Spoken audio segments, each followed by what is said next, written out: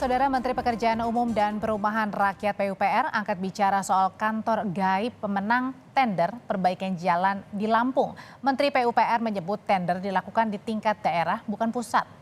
Saat ini pemerintah pusat masih dalam tahap mengurus dokumen anggaran percepatan perbaikan jalan di Lampung, Jambi, dan Sumatera Utara. Tender perbaikan jalan versi pemerintah pusat dijadwalkan akan rampung Juni sehingga perbaikan jalan bisa dimulai pada bulan Juli. Perbaikan jalan di 3 provinsi dianggarkan 14,9 triliun rupiah. Selamat datang di Unisama Salatiga. Kami siap menerima pendaftaran untuk calon mahasiswa dan program baru. Studi singkat, biaya hemat, bekerja mendapat, belajar mudah, murah, dan berkah. Penempatan kerja sebelum wisuda, sukses, bekerja dan berusaha.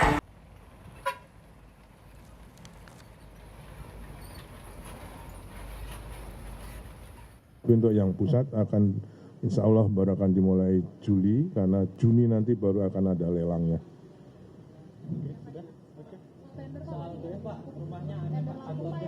Nah itu kan tendernya dari Pemda, bukan dari kami. Kami baru akan mulai Juni nanti ini pelelangannya. Jurnalis Kompas TV Rian F. Winarta dan juru kamera Roma Afria Idam menelusuri rumah yang dijadikan alamat kantor perusahaan pemenang tender proyek jalan rusak.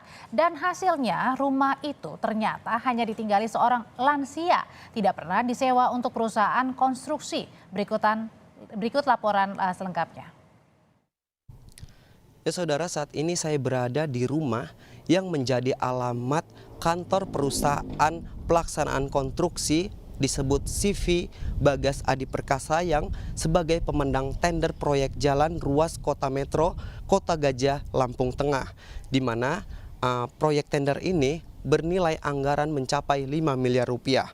Namun setelah saya tinjau, ternyata rumah ini bukan sebagai alamat sebenarnya kantor tersebut, melainkan merupakan rumah yang dihuni oleh seorang nenek dan juga anaknya sudah sejak lama.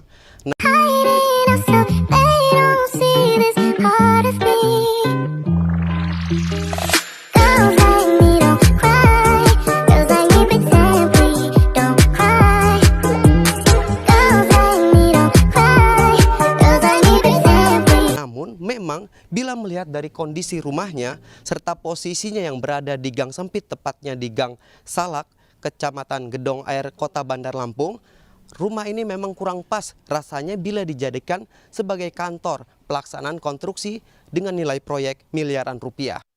Dan apakah pernah rumah ini dijadikan sebagai kantor? Saat ini saya sudah bersama dengan Ketua RT lingkungan setempat, Ibu Panca Indah, yang bisa menjelaskannya secara langsung. Ya Ibu, RT, bagaimana sejarah rumah ini sebenarnya? Sejarah rumah ini sebetulnya dihuni dari tahun 1977.